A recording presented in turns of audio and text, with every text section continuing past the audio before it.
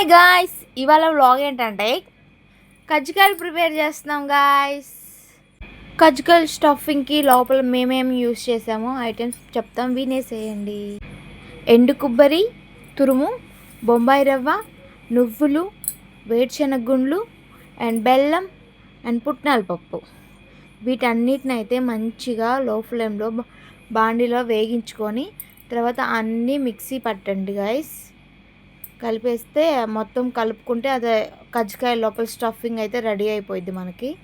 చూడండి, చాలా టేస్టీగా ఉంటుంది. మీరు టేస్ట్ చేసి చూడండి. కొంచెం స్వీట్ తగ్గితే మళ్ళీ కొంచెం యాడ్ చేసుకోవచ్చు. కజ్జికాయలో స్టఫింగ్ రెడీ అయిన తర్వాత నెక్స్ట్ కొంచెం గోధుమ పిండి, కొంచెం మైదా పిండి, అంటే సగం సగం తీసుకొని, అంటే ఎక్కువగా అందరూ మైదానే యూస్ చేస్తారు. మేము కొంచెం అది కొంచెం ఇది యూస్ చేసాం. ఇది కలపడానికైతే బాగా వేడిగా ఉండే నూనె కానీ నెయ్యి కానీ వేసి కలుపుకుంటే చాలా బాగుంటుంది. మేమైతే నెయ్యి వేసాము గైస్. బాగా వేడిగా మరిగించిన నెయ్యి అయితే వేసాము.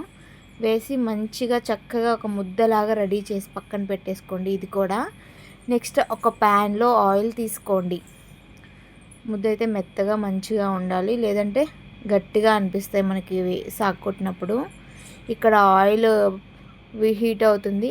ఈలోగా మనం పక్కన చపాతీ చేసుకొని దాంట్లో కజ్జికాయలు స్టఫింగ్ పెట్టుకొని కొన్ని ప్రిపేర్ చేసుకొని పక్కన పెట్టుకుంటే ఆయిల్ కాగాక ఈజీగా వెంటనే వేసేసుకోవచ్చు. నూనె మాడకుండా ఉంటుంది, ప్లస్ కజ్జికాయలు మాడకుండా ఉంటాయి. ఇక్కడైతే మా మామయ్య చేస్తున్నారు. స్టఫింగ్ పెట్టాక సైడ్స్ కొంచెం వాటర్ పెడితే నీట్గా అంటుకుంటుంది గైస్. లోపల కజ్జికాయకి లోపల కూడా మనం పొడిపిండి కొంచెం యాడ్ చేస్తే ఈజీగా వస్తుంది ఓపెన్ చేయగానే.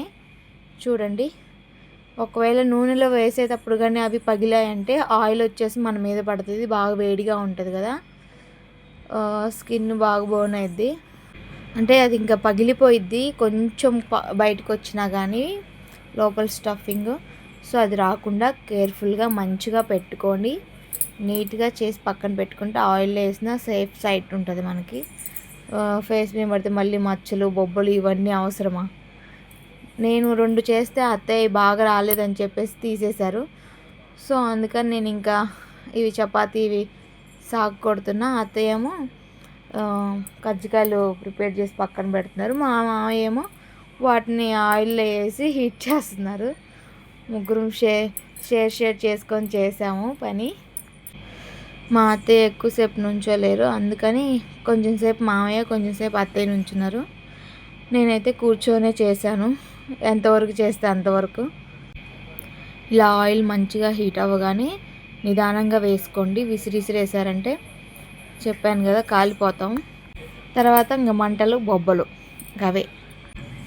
లో ఫ్లేమ్లోనే పెట్టుకోండి, హైలో పెట్టుకుంటే మాడిపోతాయి. కొంచెం కలర్ రాగానే పైన మనకు కరకర అనేలాగా ఉడికించుకోవాలి. అప్పుడే బాగుంటాయి తినటానికి కూడా.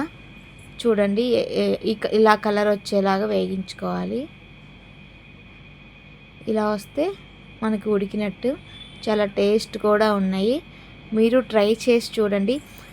స్టఫింగ్కి అన్ని ఐటమ్స్ కూడా వేయాల్సిన అవసరం లేదు, అది మీ ఇష్టం అండి. మీరు ఎన్ని వేసుకోవాలనుకుంటే అన్ని వేసుకోండి. మేమైతే అవి కొంచెం ఒక 5 ఐటమ్స్ వేసుకున్నాము, హెల్తీగా ఉంటాయి కదా అని. నువ్వులను శనగగుండ్లు అయితే కొంచెం ఎక్కువే తీసుకున్నాము, అవి చాలా హెల్తీ కదా. సో అది గైస్ వీడియో. మీకు కనుక వీడియో నచ్చినట్లయితే ఒక చిన్న లైక్. Okay, bye.